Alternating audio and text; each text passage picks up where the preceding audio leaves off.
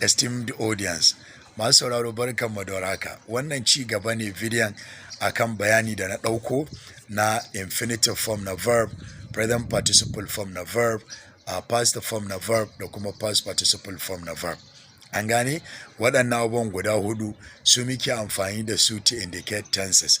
Ana amfani da su domin a nuna yanayin lokacin da aiki ya faru.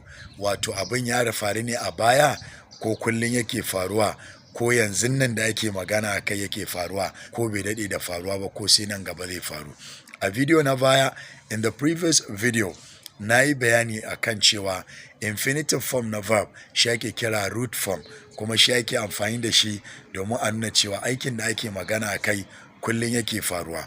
Sannan na yi bayani akan present participle form na verb, na ce kowane verb zai iya idan ya ƙare da ing to shi ake nufi da shi ake kira present participle form.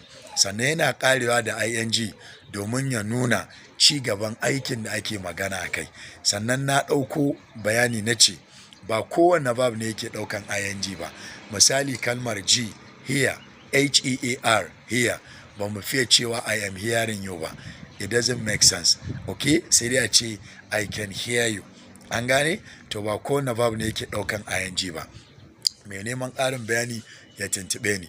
To sannan na yi bayani akan verbs wanda ake kira past form.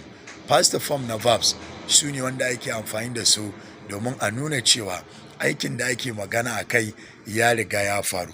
Na ba da misali da kalmar aiki work, sai a ƙara ed ya zama worked. Na ba da misali da kalmar tafiya walk, walk, sai a ƙara ed ya zama walked. Sannan na ba da misali da kalmar dance, rawa dance, sai a ƙara d ya zama danced, an yi rawa kenan. To sannan na ɗauko bayani akan irregular verbs wanda na yi bayani nake cewa su matsalarsu, kuma ma dalilin ma da yasa ake kiransu irregular verbs shine they don't form their past forms and past participle forms the way regular verbs form their own. Ba sa ƙirƙiro abin nan canje-canjen launin yanayinsu irin yadda regular verbs suke yi. Misali kalmar saya buy, buy, daga buy buy sai ta canza ta zama bought, bought. Kaga wani wanda bai sani ba zai ce a'a to wannan wai kalma ce sabuwa daban. This is the mystery in English. Da haka kalmar buy yanda take canza shine buy, bought. An gane? To wannan na tsakiyar shi ake kira past form.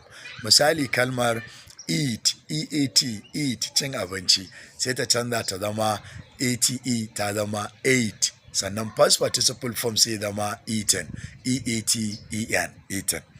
Misali kamar kalmar magana speak, speak, speak, sai zama spoke, spoke, spoke. Wannan shine past form din. Past participle form kuma sai zama spoken, spoken, spoken. An gane? Bari in dawo bayanin da nake a kai.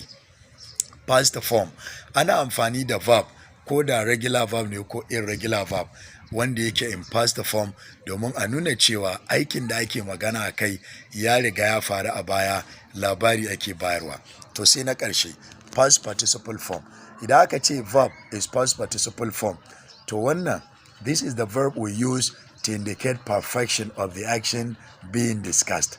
Ana amfani da verb, whether regular verb ko kuma irregular verb, domin a nuna perfection of the action, wato aikin da ake magana a kai ya riga ya kammala. Sannan kammalar ko kuma aiwatar da aikin zai iya zama ba daɗe da yi ba, ko kuma an daɗe da yi, amma duk da yake ba daɗe da yi ba ko an daɗe da yi, abin yana da alaƙa da yanzu. Abin da nake nufi shine dole sai an yi amfani da kalmar have ko has ko kuma had. Idan aka haɗa da kalmar have ko has, to wannan ya zama present perfect, ya zama kenan aikin da ake magana a kai bai daɗe da faruwa ba. Misali, I have explained this to you. Have explained present perfection ne. An gane? Amma idan na cire have na saka had, na ce I had explained this to you, na ce wato had explained, ya zama past perfect. An gane? To bari in dawo kan past participle ɗin. Ana amfani da verb wanda yake past participle domin a nuna perfection. So wannan shine a nan zan tsaya, ba na so bidiyon ya dinga tsayi. If you got a question, I'm at your service. Send your question. I will see that I explain to you. Love you. Bye for now.